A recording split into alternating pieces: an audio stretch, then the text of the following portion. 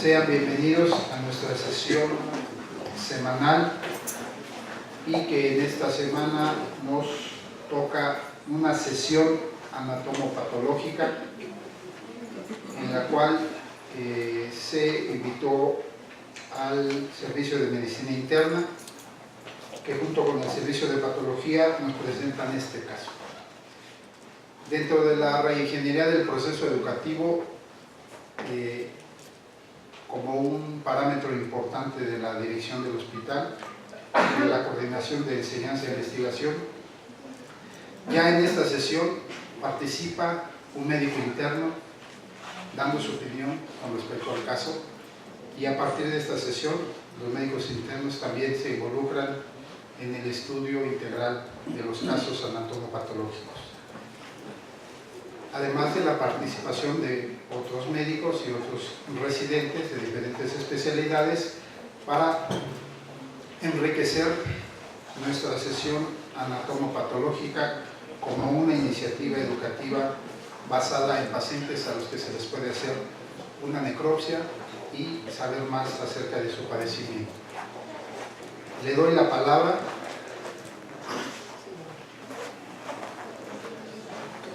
a la doctora Luz María de la Sancha Mondragón, quien es la que dirige y coordina esta sesión, para que ella nos presente a los ponentes que irán participando en la presentación del caso, y al final ella nos dará el resultado de la necropsia y el estudio anatomopatológico macroscópico y microscópico que nos llevó al diagnóstico definitivo de la enfermedad que cursó este paciente durante su estancia en el hospital. Démosle un aplauso, por favor, a la doctora Luz María de la Sancha, quien coordina esta sesión.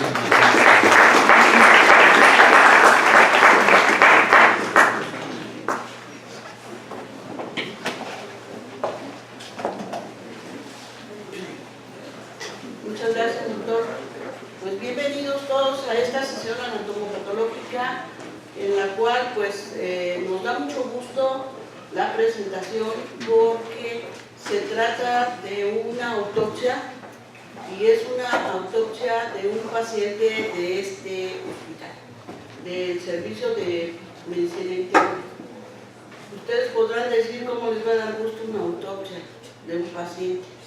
Bueno, lo que pasa es que son los casos complejos, los casos de no fácil manejo ni fácil diagnóstico, en donde los médicos tratantes quedan con dudas cuando su paciente se va, no cerraron el círculo del conocimiento o quedaron con alguna incertidumbre de qué fue lo que ocurrió con el paciente y quieren saber exactamente qué fue lo que ocurrió y solicitan el estudio post-mortem.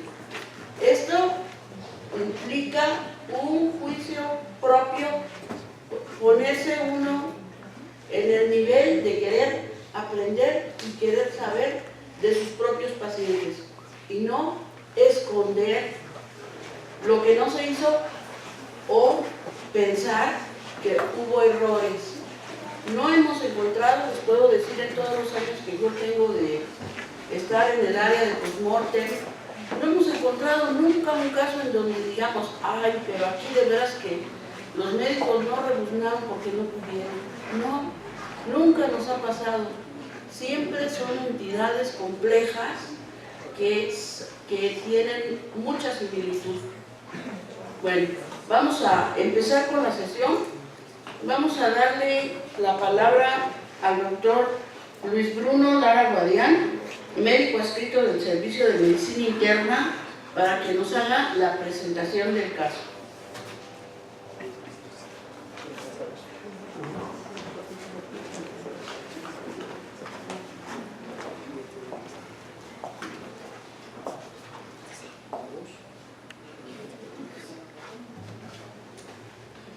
Muy buen día. Gracias por la invitación a participar en esta sesión general. Vamos a iniciar ahorita con la historia clínica y, como lo refiere en la hoja que les dieron, posteriormente vamos a ir viendo los estudios de laboratorio y de gabinete.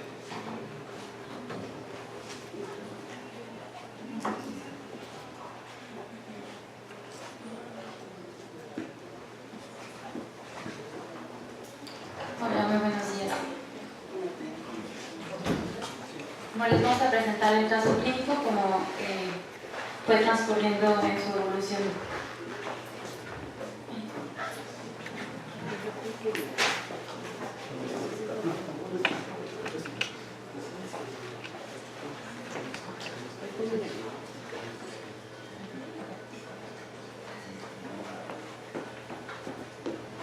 Bueno, se trata de un paciente masculino de 58 años de edad, él originario y residente de la Ciudad de México,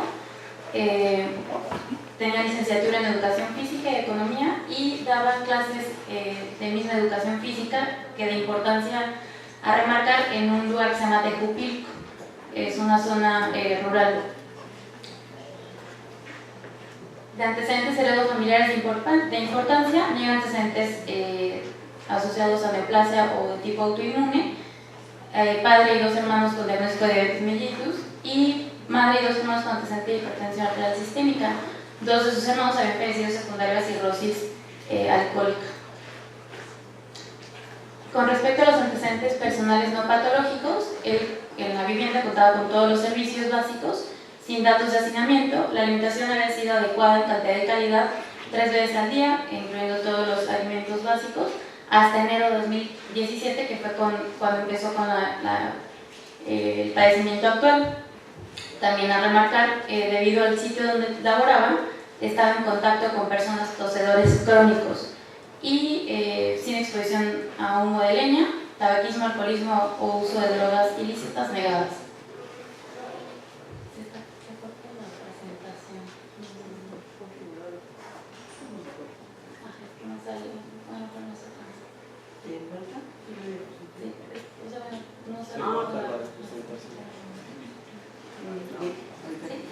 Con respecto a sus antecedentes personales y patológicos, él presenta diabetes mellitus tipo 2 de 3 años de evolución, en tratamiento con metformina 850 cada 12 horas, sin complicaciones macro-microvasculares.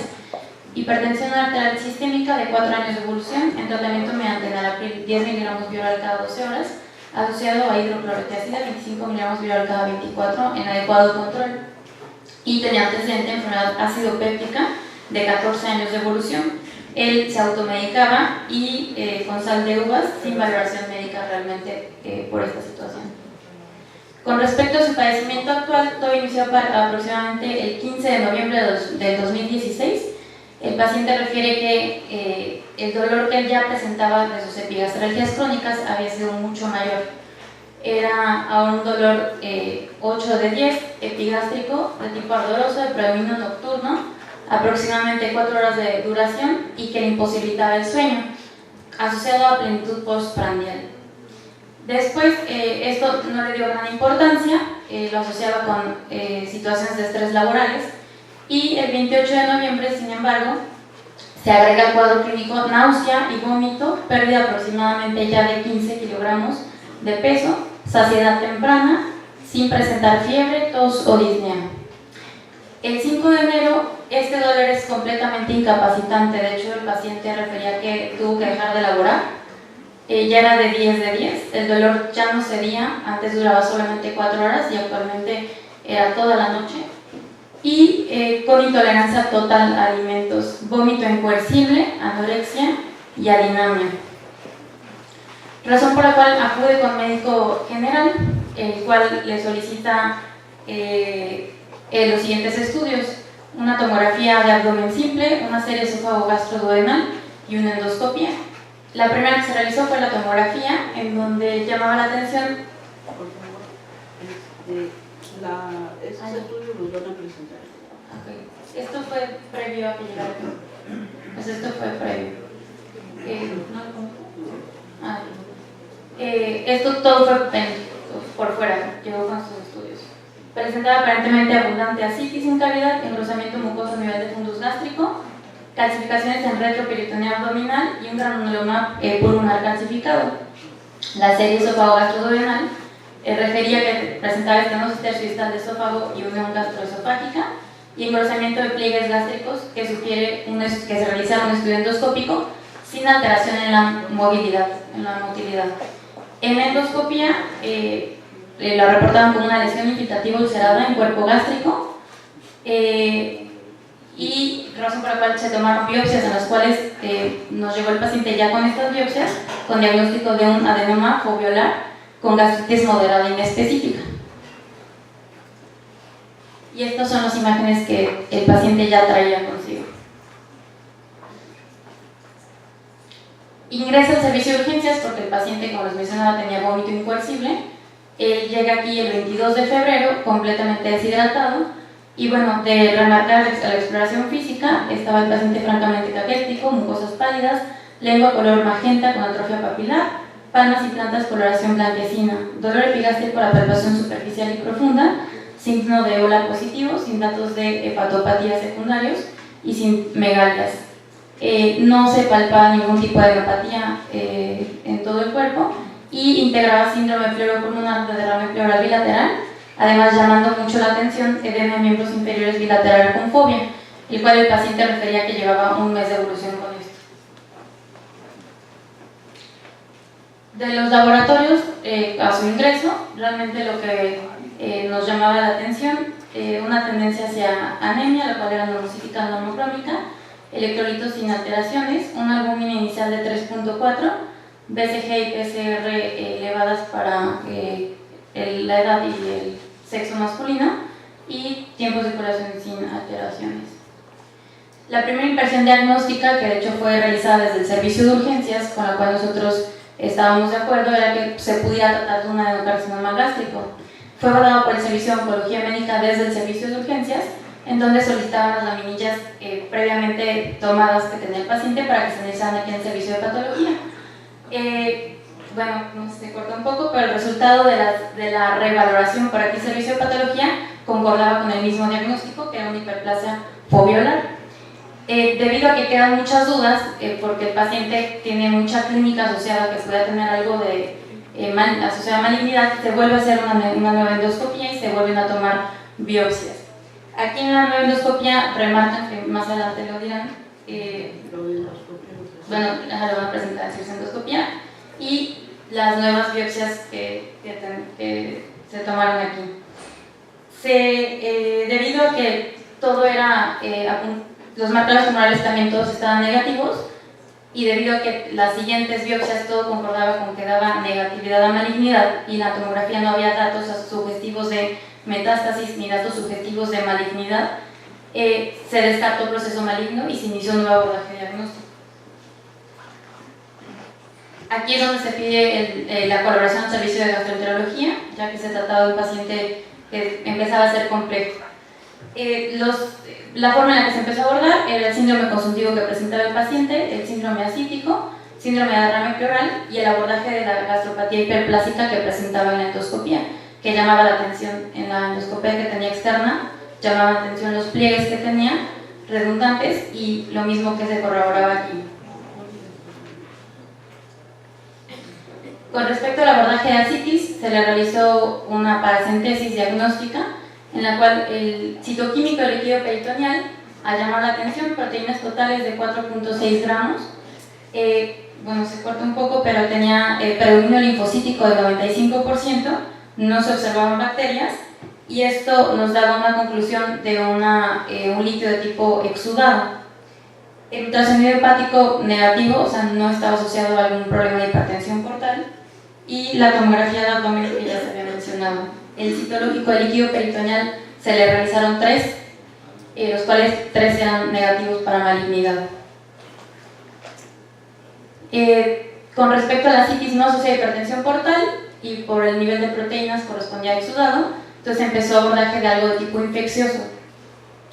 Cultivos bacterianos más de 3 negativos, micóticos negativos, para tuberculosis negativos, y se le solicitó por parte del servicio de gastroenterología por una alta sospecha de TB PCR de líquido peritoneal, ya que suele ser poco bacilífero una ascitis peritoneal y la negatividad al cultivo no nos daba la negatividad del diagnóstico.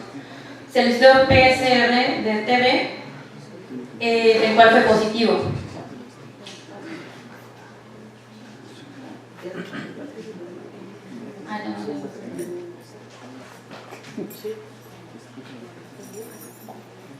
Bien, gracias, doctora. Vamos a pedirle a los asistentes, si son tan amables, de darnos su opinión clínica antes de que continúe ahondándose el caso. Si alguien tiene alguna pregunta a la historia clínica, alguna duda, quiere que le aclaren algo, por favor, es el momento.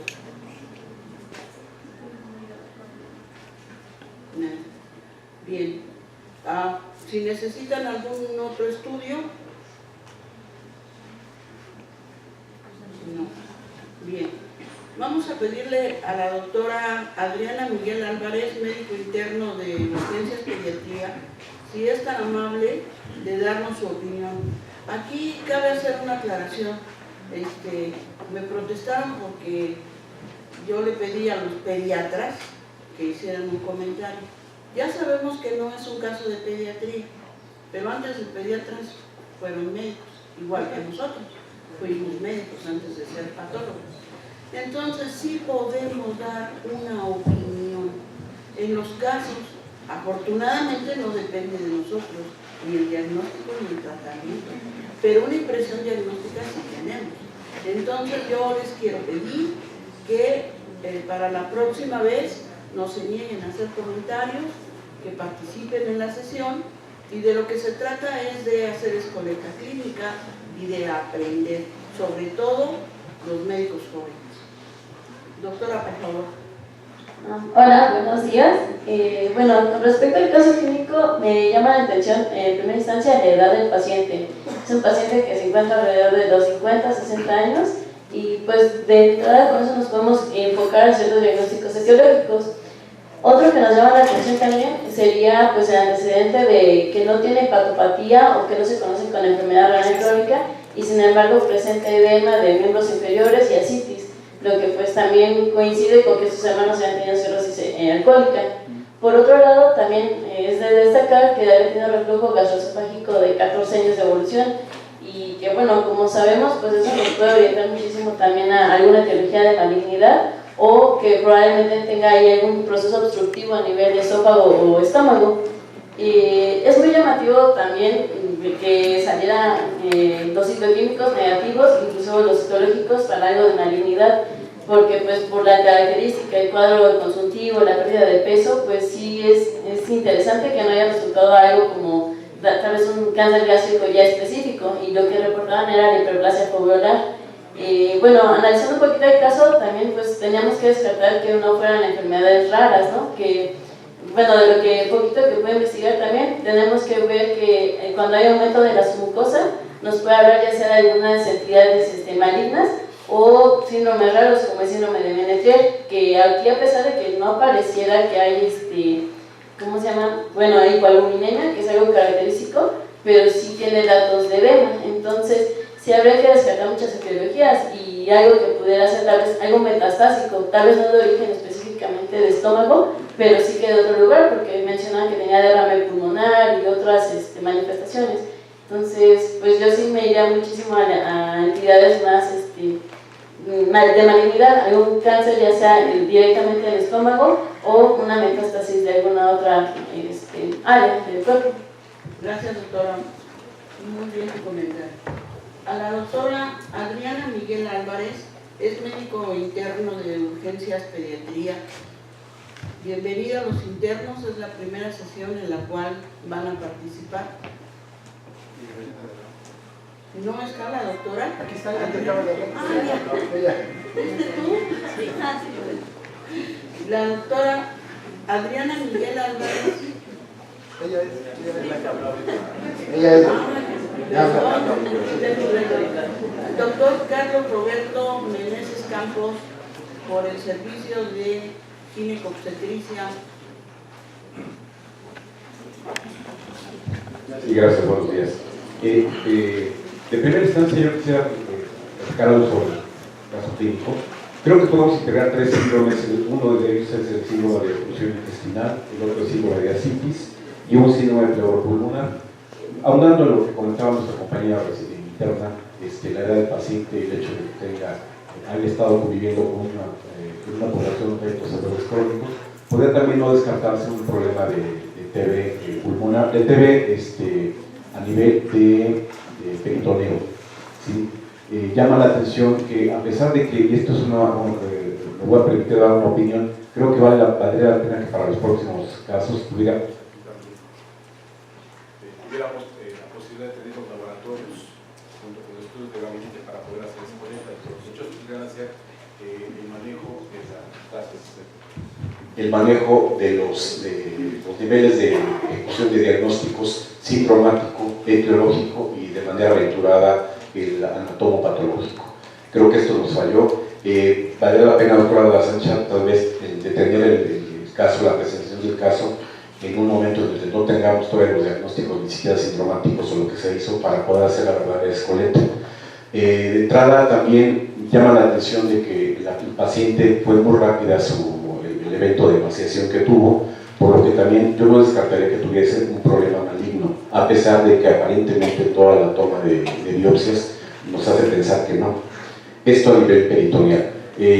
La citis, la formación de la citis tan rápida que tuvo, también me llama la atención como si fuera un trasudado, el cual, a pesar de que intentaron los médicos estarlo sacando, se producía de manera muy importante.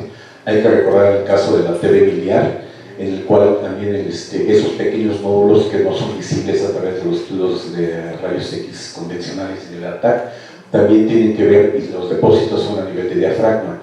Podría también esto explicar el fenómeno de pleuropulmonar. Y por último, esa gran ascitis, la producción de esa ascitis pudiese también estar explicando un fenómeno de falta de retorno venoso. Eso es todo, gracias. Gracias, doctor. Al doctor Everardo Lara Pérez, médico residente del 4º año de cirugía general.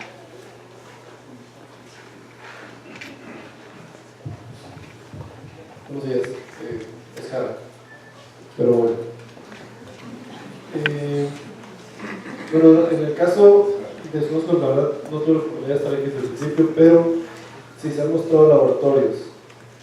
De lo que podemos obtener aquí, pues sí, de acuerdo con el doctor, sobre el síndrome ascítico que nos comenta y la cuestión del derrame pleural, igual habría que ver que no sea por una hipoalbuminemia y que esté una mala colocación de líquidos, ¿no? No sé si se mencionaron ya estudios también de imagen, pero bueno, aquí tengo un ultrasonido que reporta también que no hay datos de lesión hepática.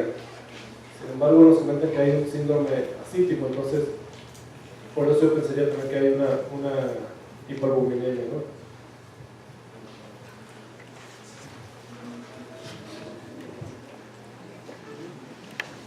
Gracias.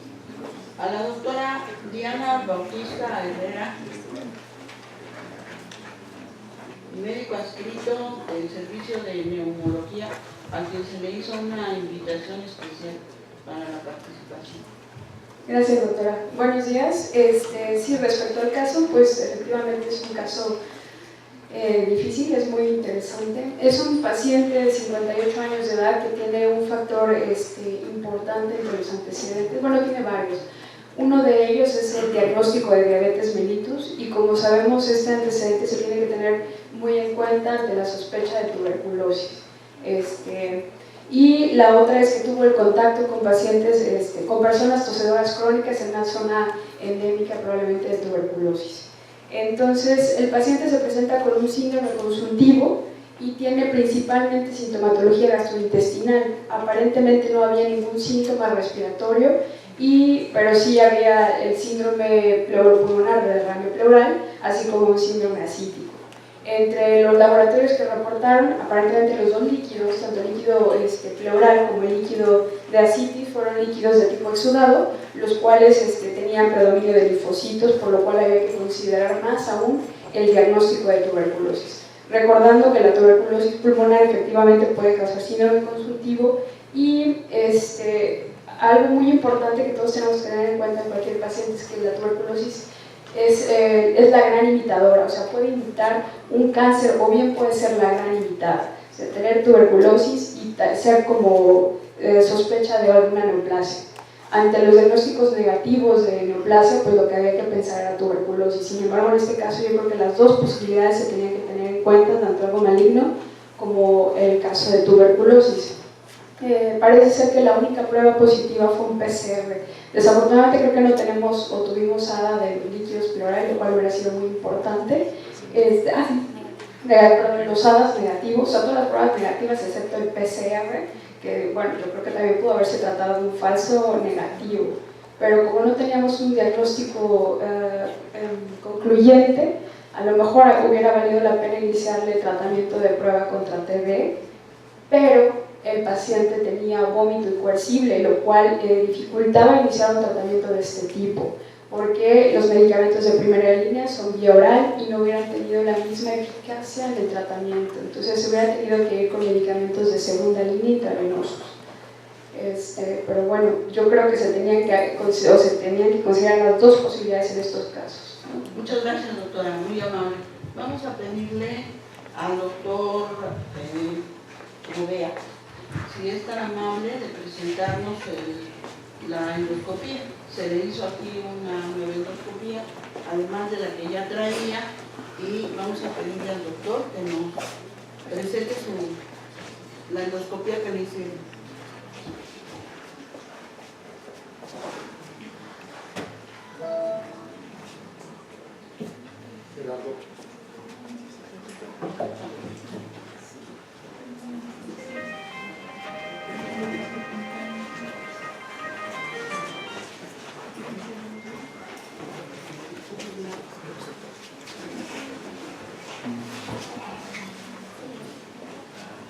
Perdón, pero se nos fue el que manejaba todo esto, Charlie, y apenas estamos agarrándole la onda a nosotros solos. Por esa razón también no estuvieron en exhibición la endoscopía en las placas radiológicas porque no había computadora para poderlas pasar a la pantalla, pero ya nos vamos a aplicar en esto.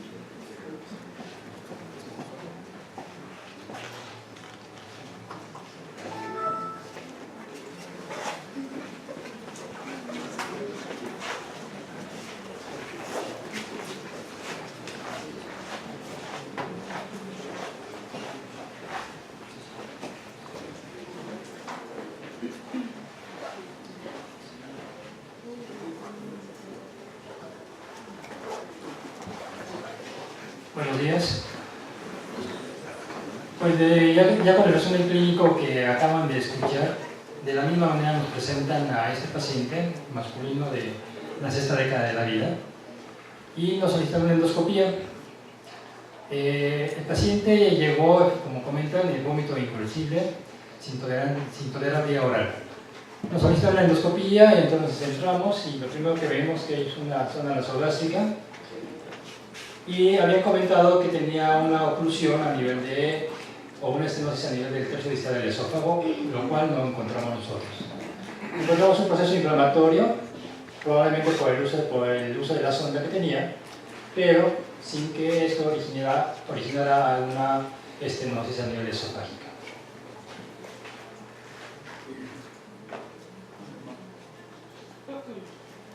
Cuando entramos al cuerpo gástrico, lo que llama la atención son los pliegues gástricos hipertróficos, de característica granular, abundante material biliar, e incluso vemos todavía la sonda nasogástrica que tenía el paciente.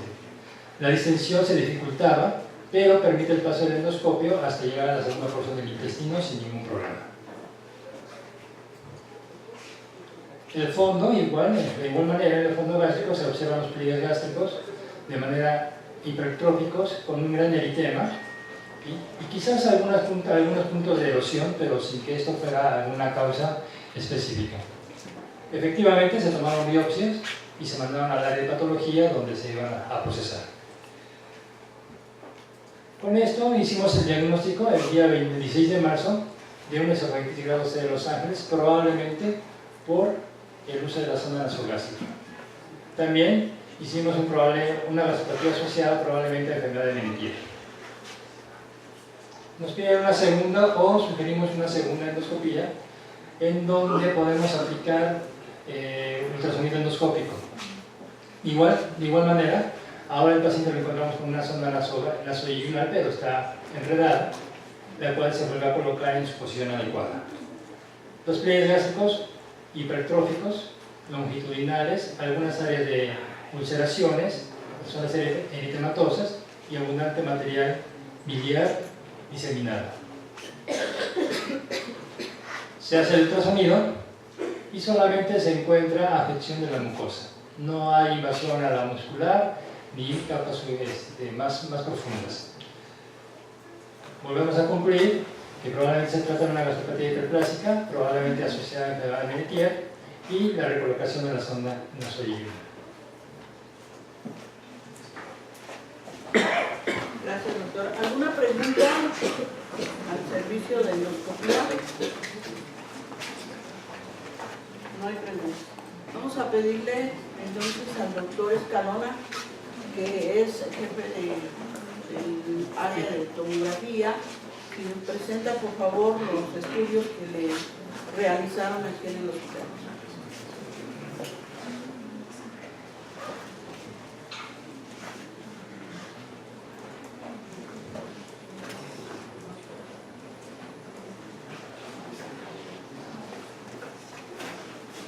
Buenos días. Esta diapositiva, perdón que comience con esto, pero hoy en la mañana me puse a revisar otra vez el caso gracias a que Hilda ya la conoce. Me dijo que si había yo realizado estudios, no preguntando por los apellidos, sino metiéndome al RFC. Y vean todos los RFC que hay. Van a encontrar a este paciente por todos estos RFC. En el apellido, en el primero uno termina con ERTE y otros con ENTE, y en el segundo apellido unos van con Z y otros van con S. Así es que hoy en la mañana me agarró el pánico porque nos llamaba mucho la atención que no teníamos estudios de cuando estuvo en urgencias, y eso se nos hacía muy raro, y los encontramos hoy en la mañana. Entonces voy a tratar de más o menos llevar una secuencia. Lo primero que encontramos del día 13 de febrero fueron unas placas de abdomen. Sin ahondar más, lo único que vemos es una lesión de columna, pero esto es de tipo más bien degenerativo. Es un abdomen que por otro lado pues se encuentra normal. Tal vez aquí en la corredera del lado derecho vemos que el colon ascendente está un poquito amplio, esta zona, lo que debiera hacernos pensar que probablemente hubiera citis. El segundo estudio que encontramos ya es una tomografía del día 27 de febrero, que fue hecha con contraste oral y contraste endovenoso. Aquí tenemos el topograma de inicio, en el cual vemos cómo está opacificadas las asas, y aquí sí vemos que tienden a hacerse centrales, lo que nos está ya augurando que hay una citis. En los primeros cortes aquí vemos el líquido, la citis, y quiero que vean esto porque nosotros ya lo vimos en retroscopio. Insisto, no habíamos visto esta imagen hasta hoy en la mañana, y vemos el estómago. Aquí vemos el nivel que está haciendo con el medio de contraste, y vemos esta imagen que no está realzada. Cortes más abajo, lo que nos llama la atención, aparte de la citis, es que el epiploma está engrosado. Y aquí quiero que vean estas asas de intestino delgado, que si bien tiene algunos pliegues gruesos, no tiene mayor daño. Ok, se hizo también desde tórax, hicieron el estudio en el cual se corrobora el granuloma, que ya se había mencionado antes, y disculpen que aquí no se alcance a ver, pero lo que quería mostrarles es que en el hemitórax izquierdo no había lesión alguna. Nuevamente, para remarcar en este estudio del día 27 de febrero que existe aquí una lesión que nos está dando unas densidades bajas entre 15 y 18 unidades Hounsfield, lo que está hablando de no es una lesión sólida o no completamente sólida. Bien, de ahí nos brincamos al 3 de marzo, en el cual se le está pidiendo un tórax, que fue tomado en decúbito, y en el cual aquí ya le estamos resumiendo. Hay una opacidad basal izquierda con borramiento del ángulo, lo cual nos está hablando de un derrame pleural.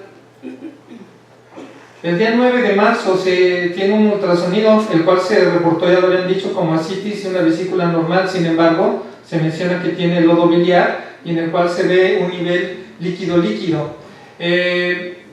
Bueno, aquí nada más cabe el comentario que no necesariamente es una vesícula normal. El hecho de que ya tiene lodo puede significar que ya trae un proceso inflamatorio probablemente crónico. Nos está mostrando el hígado, el riñón derecho, no hay, ya hay líquido aquí libre, por eso se ve aquí flotando la vesícula, entonces era ascitis. El día 10 de marzo ya tiene otro tórax en el cual se observa un nivel hidroaéreo basal izquierdo con borramiento, lo que ya sabíamos que tenía un derrame pleural. Veíamos que hay un catéter alojado en la aurícula derecha muy probablemente, una prominencia del botón y del ventrículo izquierdo, probablemente secundaria a una cardiopatía hipertensiva. Un abdomen del día 13 en decúbito, en el cual vemos escaso gas intestinal y vemos medio de contraste en el ángulo esplénico descendente y en el ámpula. Probablemente este medio de contraste venga de la tomografía que se hizo el día 27. Entonces del 27 al 13 el tránsito intestinal ha sido demasiado lento. Para el día 16 de marzo se vuelve a hacer otra tomografía nada más con contraste oral. Vean cómo 3 días después de la radiografía todavía persiste ese contraste ahí sin moverse. Esta imagen es de un termómetro, probablemente se quedó en la mesa.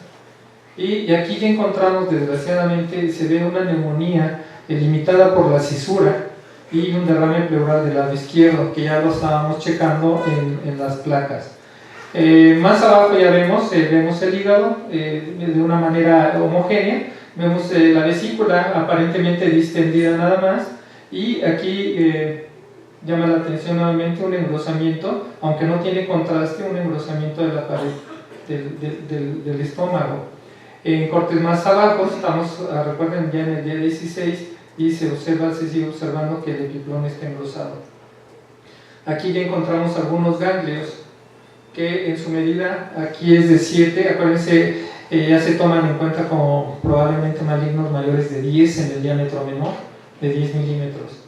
Entonces, bueno, todavía caían dentro de lo normal. Aquí hay otros gangliecitos chiquitos.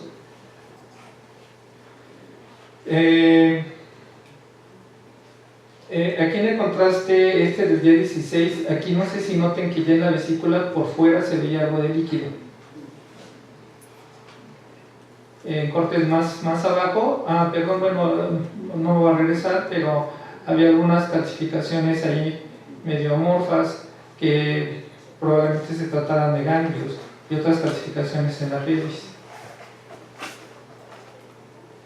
Nuevamente una reconstrucción de ese mismo día 16, nomás para que vean el engrosamiento de la mucosa. Lástima que aquí no se alcanza a ver.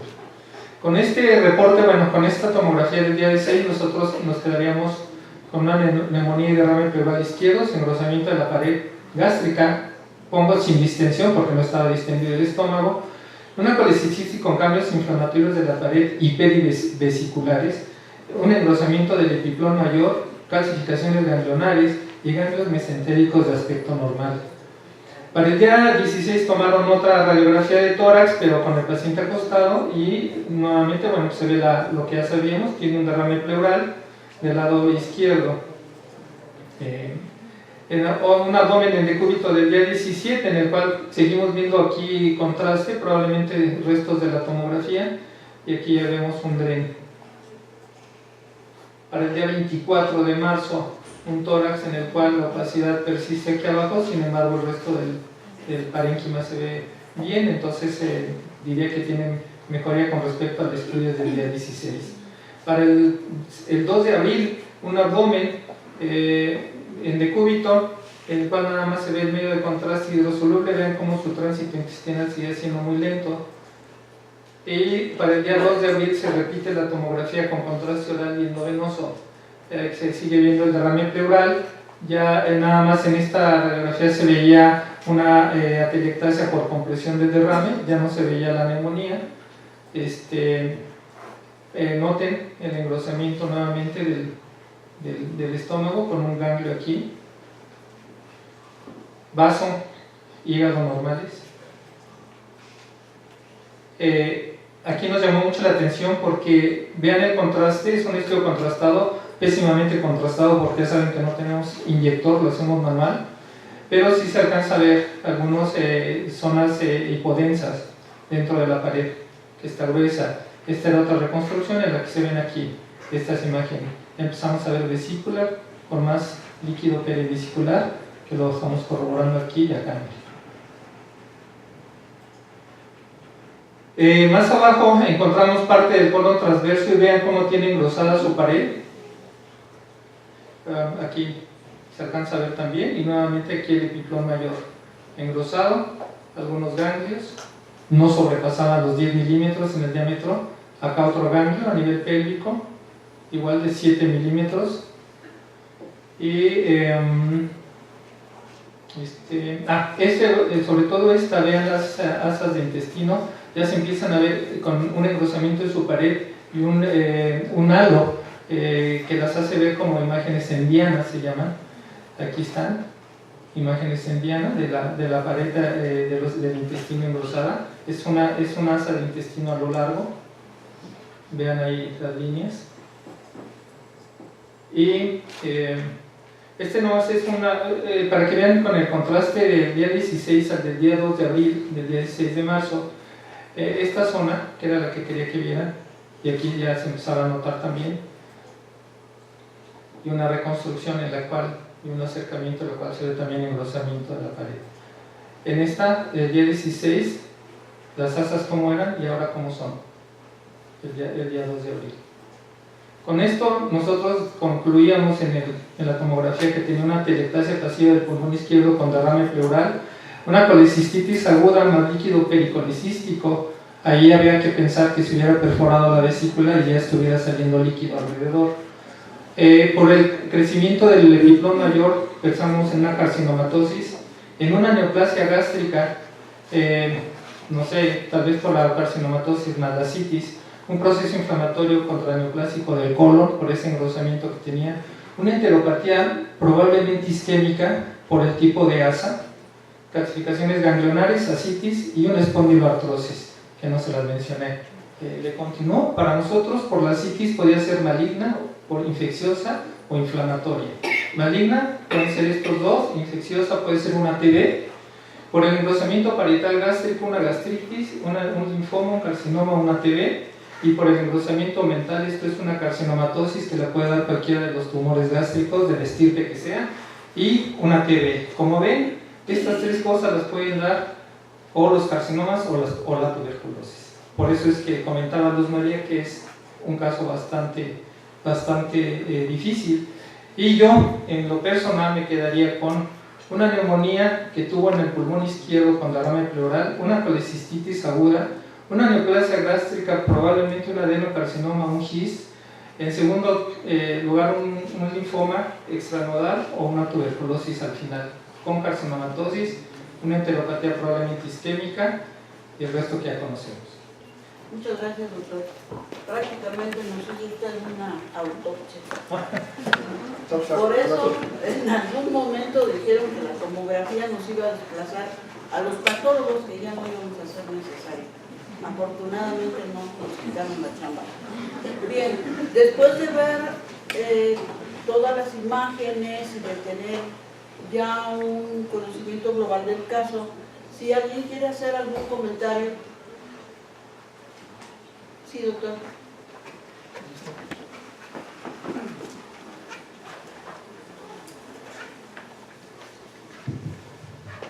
Buenos días.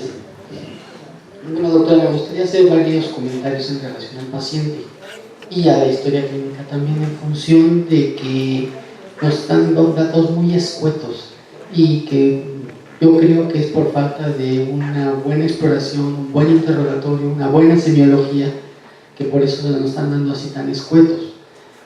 Es importante, al menos para los estudiantes hoy en día, que no inventen diagnósticos como lo hicieron los médicos de clínica, ¿sí? Que le hacen un diagnóstico de gastroenteritis cuando el paciente no tiene ni diarrea siquiera, ¿sí? Que no tiene fiebre, le dan antibiótico, ¿sí? Y no piensan en otras patologías que pues, están enfocadas hacia lo que es el epigastrio, que puede ser una pancreatitis, que puede ser una úlcera gástrica, que puede ser una colecistitis, o sea, tantas patologías que podemos tener a ese nivel que no se les ocurrió más que una gastroenteritis. Les prolongaron más el tratamiento, le dieron por un mes más de tratamiento, permitiendo que el problema avanzara más, y no son para siquiera explorarlos en forma adecuada, porque si yo tengo una TV peritoneal, pues se caracteriza por a la exploración de la percusión, un tablero en forma de tablero de ajedrez, se le llama a ese tablero, a ese abdomen a la percusión de un paciente con TV peritoneal. Entonces, a lo mejor ya desde ahí se ha podido sospechar de una TV peritoneal en este paciente. Luego, tenemos que, pues a pesar de que tuvimos muchos datos clínicos, no se hicieron caso de ellos. Luego en la semiología no nos hablaron muchas cosas. En la historia clínica ya hasta ahorita después nos salieron a reducir muchos de los datos del líquido, que pues por lo regular cuando tenemos líquido de ascitis o es problema hepático o es un problema de tipo neoplásico o es un problema inflamatorio o infeccioso. A mí lo que me llamaba mucho la atención de la historia clínica era el dolor tan intenso que tenía el paciente. Yo me estaba yendo hacia un problema de tipo pancreatitis y dije, bueno, me va a dejar mucho líquido de ascitis, va a haber mucho dolor, pero también me chocaba mucho el dato de que estaba con datos de oclusión intestinal, porque llegó a haber hasta vómito fecaloide. Dije, bueno, ¿por qué se está tapando el intestino? Entonces, ya viendo ahorita que todo el proceso inflamatorio que había secundario, pues ya me explica muchas de las cosas que se estaban manifestando en el paciente, que ya era una condición última, ya prácticamente ya estábamos en fases terminales del problema de este paciente, que nunca se detectó antes. Entonces yo creo que estos pacientes, sobre todo para los estudiantes y los internos, es importante que hagan una buena exploración, que hagan un buen interrogatorio, y para nosotros también como médicos adscritos, si no nos queda claro el cuadro en un momento dado, volver a rehacer la historia clínica para tratar de encontrar muchos detalles que se le pueden ir a los alumnos o a los estudiantes o a los internos o a los residentes que por falta de experiencia a lo mejor no pueden concluir lo que nosotros podríamos hacer. Entonces creo que es lo que sería conveniente para este tipo de pacientes. Muchas gracias, doctor. ¿Algún comentario más? No hay más comentarios. Bien, vamos a pedirle entonces a la doctora Mercedes, médico adscrito del Servicio de Patología y quien participó en la elaboración del estudio post-mortem de esta paciente, desde luego, enseñando a los R1 para que ellos aprendan a hacerlas y posteriormente ya ellos sean los dueños de los casos.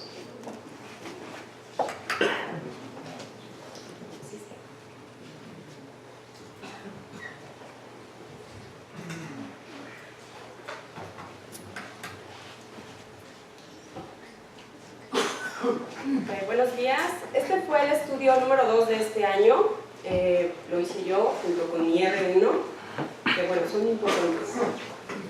En cuanto al aspecto exterior, era un paciente masculino de 58 años que la edad aparente era mayor a la cronológica, presentaba datos de desnutrición, tenía varias piezas dentarias ausentes y tenía un abdomen globoso a tensión con el catéter de Tenkov, así como huellas de venopunción, que generalmente es normal en los pacientes.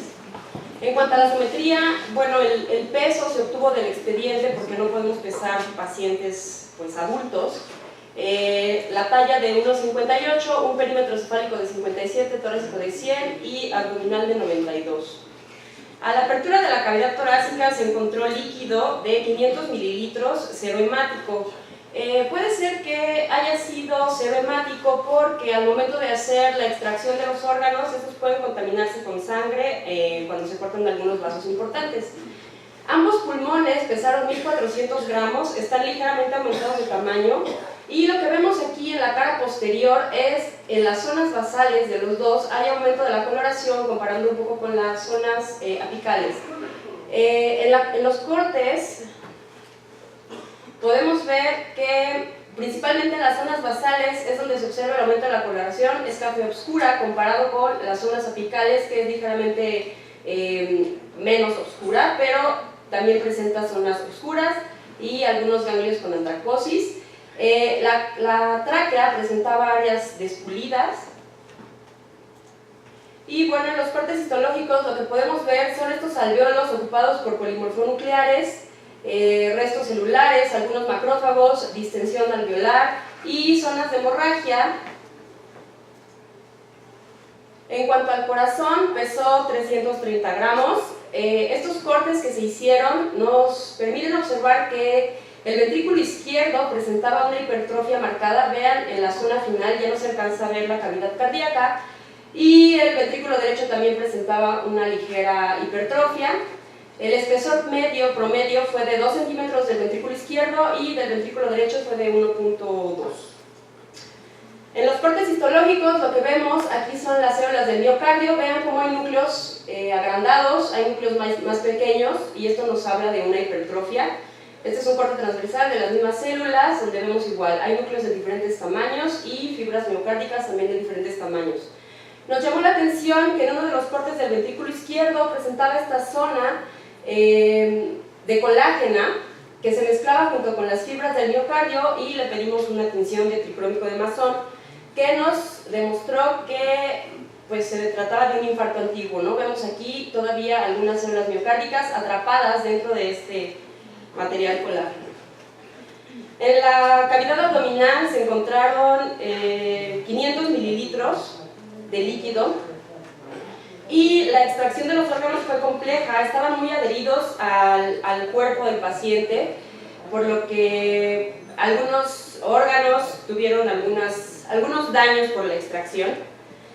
El esófago pues fue difícil conservarlo, pero bueno, esta es la porción distal del esófago, presenta zonas hemorrágicas, y este es el estómago. Vean, sí hay engrosamiento de la mucosa, pero me llama un poco la atención que no se ve tanto como la endoscopía. La endoscopía sí se ve prácticamente una mucosa cerebriforme, pero aquí esto corresponde a la curvatura mayor. Es donde más se ve el aspecto engrosado de la mucosa, y además en la apertura presentaba salida de material hemático. Y hay un poco de zonas hemorrágicas y congestivas, y llama la atención que, bueno, esto corresponde al epiplón, que está engrosado. Vean, la pared está engrosada también en los dos lados del estómago. Estos son cortes que le hicimos a las dos caras, en las que también podemos ver engrosamiento aquí de la pared. Esto corresponde a la mucosa, hay zonas con hemorragia, pero lo que llama la atención es que la pared está muy engrosada, junto con parte del tejido adiposo. Y pues ya en los cortes histológicos, este corresponde al esófago, al tercio distal, donde vemos que está totalmente perdido el epitelio, con infiltrado inflamatorio de predominio polimorfo nuclear, que nos habla de una esofagitis. Y bueno, estas dos imágenes son también del esófago, pero de porciones superiores, donde vemos que el epitelio está conservado, sin embargo están aumentadas las capas de las células epiteliales, con intenso infiltrado inflamatorio de predominio linfocitario. Estas imágenes corresponden al estómago. La mayoría de los cortes que hicimos, de hecho, muestreamos extensamente esta pieza. Vemos aquí que hay pérdida de la arquitectura normal del estómago, no se alcanzan a ver las glándulas, porque todas estas son células neoplásicas que se encontraron en el estómago. Los primeros cortes que hicimos, las células neoplásicas estaban solamente en la pared, por lo que decidimos incluir varios cortes para tratar de localizar la zona en la mucosa donde pudiera estar originándose esta lesión, y si la encontramos, estaba en una zona del fondo de la parte posterior. Y son células que no están cohesivas, tenían tendencia en algunas áreas a formar glándulas, pero la mayoría eran estas células de núcleos grandes hipercromáticos con aspecto de anillo de sello. Este otro es de otras áreas en donde, como se sospechaba un menetrier, puse este como ejemplo, pero pues no vemos la hiperplasia foveolar que marca el menetrier junto con la atrofia, aunque bueno, desafortunadamente hay un poco de lisis del epitelio superficial de la mucosa, pero no tiene los datos histológicos del menetrier.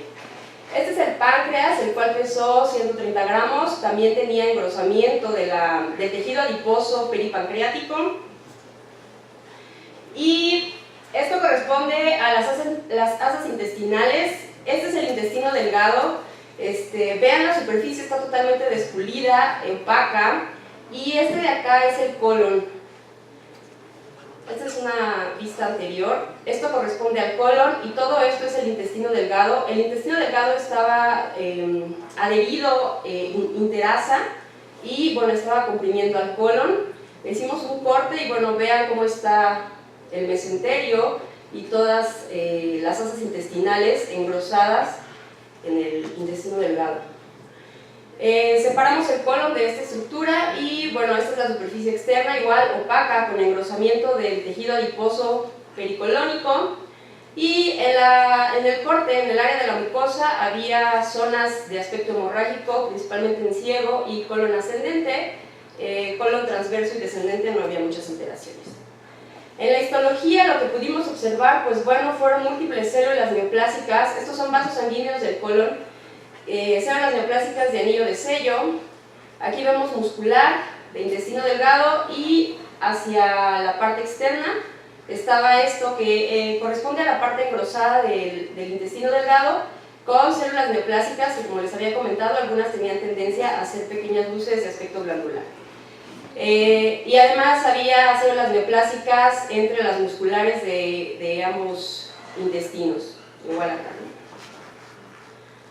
El tejido adiposo también presentaba células neoplásicas, además de una reacción fibrosa. Estos son varios ejemplos. Y bueno, algunas áreas donde tenía tendencia a hacer glándulas, pero no predominaba esta tendencia a hacer glándulas, sino eran células sueltas de tipo anillo de sello. El hígado pesó 1400 gramos y al corte presentaba una superficie ligeramente verdosa. Lo que llamaba la atención, pues bueno, era la presencia de pigmento dentro de las células hepáticas, así como de los canalículos, e infiltrado inflamatorio, así como dilatación de los sinusoides. El vaso presentaba una superficie opaca también, y en este corte lo que podemos ver es que presentaba este engrosamiento de la pared blanquecino. Prácticamente el vaso no presentaba alteraciones, pero sí en la pared tenía este tejido fibroso donde había células neoplásicas. Y bueno, estos son otros órganos en donde encontramos igual células neoplásicas. Esta es glándula suprarrenal, el tejido adiposo había células neoplásicas. Este es el diafragma, donde también teníamos células neoplásicas. Aquí había un ganglio con células neoplásicas y este nervio donde tiene ya invasión de las células neoplásicas. Y otros cambios que se encontraron, bueno, fueron bandas de contracción a nivel de vísceras y necrosis tubular aguda. Por lo tanto, nosotros vimos ya como un diagnóstico final de un adenocarcinoma difuso con células de anillo de sello, con metástasis a diferentes órganos como diafragma, pericardio, intestino delgado, intestino grueso, apéndice, grasa peritoneal, tejidos blandos, de cordón espermático. Y los diagnósticos secundarios: una esofagititis aguda ulcerada, colestasis intrahepática, ascitis de 500 miligramos, peritonitis plástica, tenía bronconeumonía, hidrotórax, datos anatomopatológicos de hipoxisquemia, que es la miopatía visceral hipóxico-isquémica, necrosis tubular aguda, y como diagnósticos independientes, hipertrofia cardíaca biventricular y un infarto antiguo en el ventrículo izquierdo. Muchas gracias, doctora. ¿Alguna pregunta al servicio de patología? Nada más una pregunta, ¿la suprarrenal era a la izquierda? ¿La que tenía infiltrado tumoral? No estaba infiltrada, estaba en la grasa, de hecho. ¿La grasa? Sí, Okay. La suprarrenal no tenía infiltración, todo era en la grasa. Okay. Gracias. ¿Alguna otra pregunta para el servicio de patología? Bueno, vamos a darle la palabra al doctor, representante del servicio de gastro, que tuvieron una actuación también importante dentro del estudio y análisis de este caso.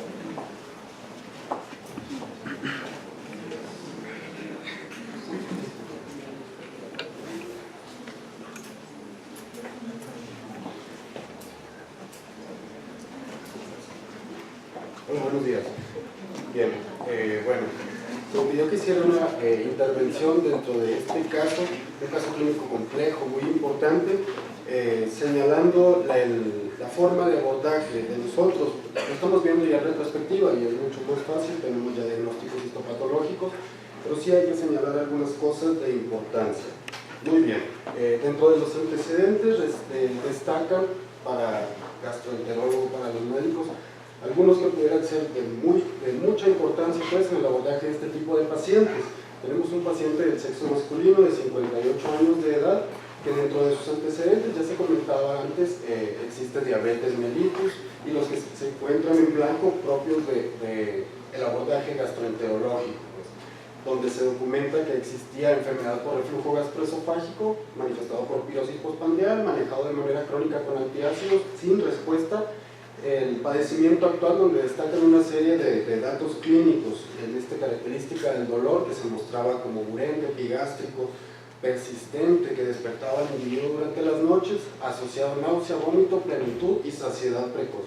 Ya en etapas tardías se agregaron otros datos clínicos que nos apoyarían un poco más todavía. Nosotros, al revisar estos datos dentro del interrogatorio, podemos empezar con algunas sospechas. Y si nosotros lo conjuntamos con los hallazgos positivos en la exploración física, obviamente estos ya son datos de la evolución tardía de la enfermedad, podemos observar que el individuo se mostraba pálido, tenía ya ascitis, estaba caquético, con derrames pleurales y edema de miembros pélvicos. Aquí, bueno, está recortada la diapositiva, pero sí podemos enfatizar, llaman la atención una serie de datos clínicos. Síntomas, todos los síntomas que se refirieron están presentes en el abdomen superior, ¿sí? Son del hemiabdomen superior. Los 4 que están arriba son específicos de la unión gastrodenal, que es el sitio que nosotros tenemos documentado, que es el origen de la dispepsia, ¿sí?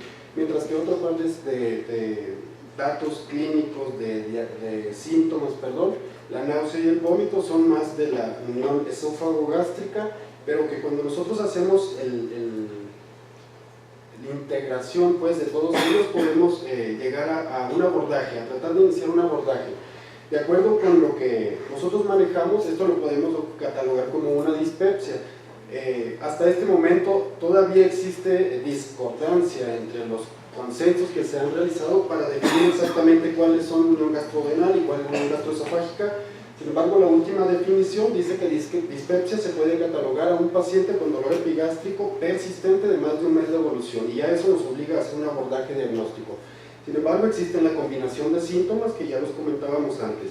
De acuerdo con lo que llevamos hasta ahorita, podemos integrar una dispepsia no investigada, ¿sí? Pero que presenta una serie de síntomas que se catalogan como datos de alarma y nos obligan, casi por la propia edad, depende de la guía que revisemos. Algunas dicen que a partir de los 60 años ya es una edad de riesgo, todos los pacientes con dispepsia van a su estudio, mientras que otros dicen que entre 45, 55 años de edad, dependiendo de los datos de alarma, ausentes o presentes, se hará el abordaje. Pero bueno, entonces, hasta este momento es una dispepsia no investigada. Existen otras formas como la dispepsia orgánica, cuando nosotros iniciamos el abordaje y documentamos ya lesiones que nos justifican los síntomas, y finalmente la dispepsia funcional, después de un abordaje completo y no encontramos nosotros una causa que lo justifique. Y eso todavía, dentro de la dispepsia funcional, bueno, lo dejamos aparte, es muy extenso. Entonces, las causas de dispepsia en cualquier persona son muchas y van desde trastornos benignos completamente, relacionados con fármacos, relacionados con enfermedad sincéptica, con embarazo, condiciones completamente normales, hasta situaciones graves, sobre todo la malignidad intraabdominal, desórdenes infiltrativos y los que se encuentran aquí en rojo. Es importante tener esto en mente al momento nosotros de tener una sospecha clínica. No todos los pacientes que tienen dispepsia se les va a hacer una endoscopía, que es el abordaje diagnóstico posterior adecuado. Esto tomando en cuenta que la mayoría de los síntomas y la alta prevalencia de la dispepsia en la población general nos llevaría a un diagnóstico, pues estaríamos haciendo diagnóstico de enfermedad sincéptica, incluso de embarazo, yo creo que una endoscopía pues no sería lo correcto, sino que tenemos nosotros que hacer un abordaje, ¿sí? Inicialmente en el paciente que nosotros revisamos, pues tenemos algunos datos de alarma que nos indican que ese paciente inmediatamente debe de tener una complementación diagnóstica.